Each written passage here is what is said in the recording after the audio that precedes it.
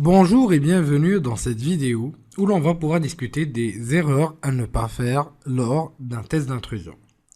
Donc tout d'abord, il ne faut surtout pas perdre son temps dans les détails.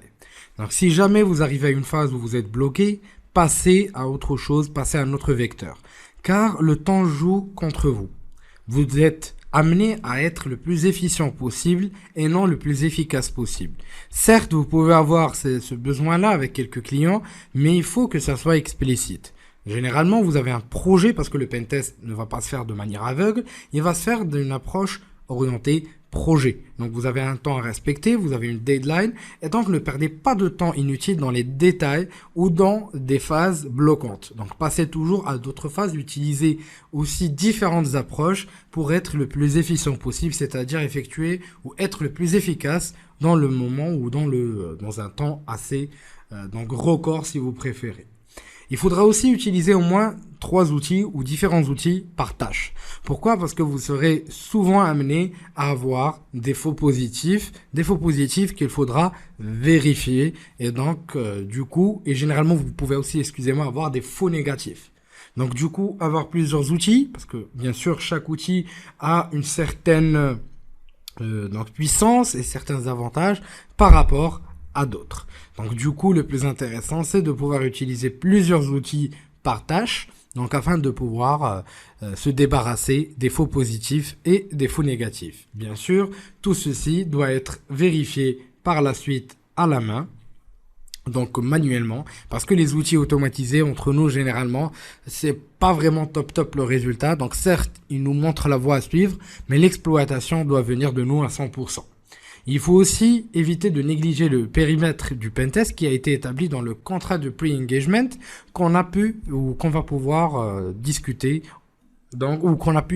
excusez-moi, au niveau des slides précédents. Parce que si jamais vous sortez de ce périmètre établi avec le client, vous serez hors donc scope, c'est-à-dire que ce que vous ferez ne sera pas accepté, ce sera inutile.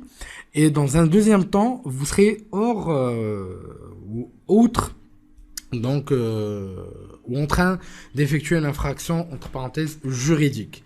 Donc, il faut faire très attention à ça parce que sinon, vous serez même peut-être poursuivi dans quelques cas. Ça dépend après du client. C'est pour ça que j'insiste sur le contrat de pre-engagement.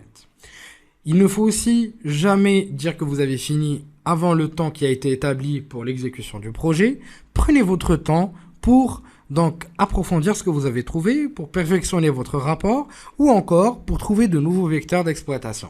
Donc n'essayez pas de finir le plus rapidement possible. Vous avez un temps qui a été prédéfini, une deadline à respecter, pas plus. Exploitez le temps que vous avez à votre avantage. Donc, sans oublier bien sûr de donner donc le temps juste à chaque tâche, c'est-à-dire de ne pas perdre son temps donc tout simplement dans des phases inutiles, mais aussi ne pas non plus donner à une tâche plus qu'elle le mérite. Donc il ne faut pas aussi oublier qu'un test d'intrusion n'est pas un audit. Certes, l'audit peut faire partie d'un pentest. Donc l'audit s'effectue en plusieurs phases, dont le test d'intrusion.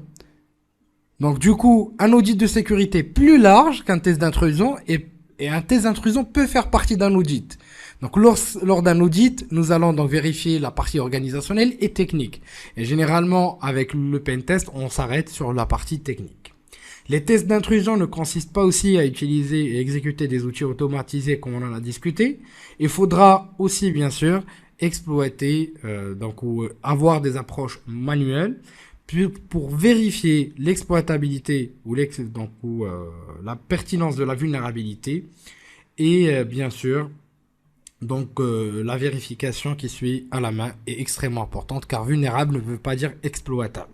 Sans oublier qu'on ne devient pas un pentester en une seule journée pour ceux qui cherchent l'expertise en une seule formation, mais c'est vraiment un travail de pratique, où ça nécessite de la pratique, de la persévérance, de l'autodidactie, une familiarisation avec le milieu de travail, mais aussi la capacité de travailler dans des situations critiques. Entre autres, vous pouvez devenir qui vous voulez, avec une certaine, je dirais, excellence, si jamais vous effectuez ou vous faites assez d'efforts, même de chez vous, vous pouvez devenir qui vous voulez. Il suffit d'avoir de la persévérance et de devenir autodidacte.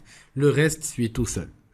Sur ce, je vous dis merci de votre confiance et à la prochaine vidéo sur Alpha.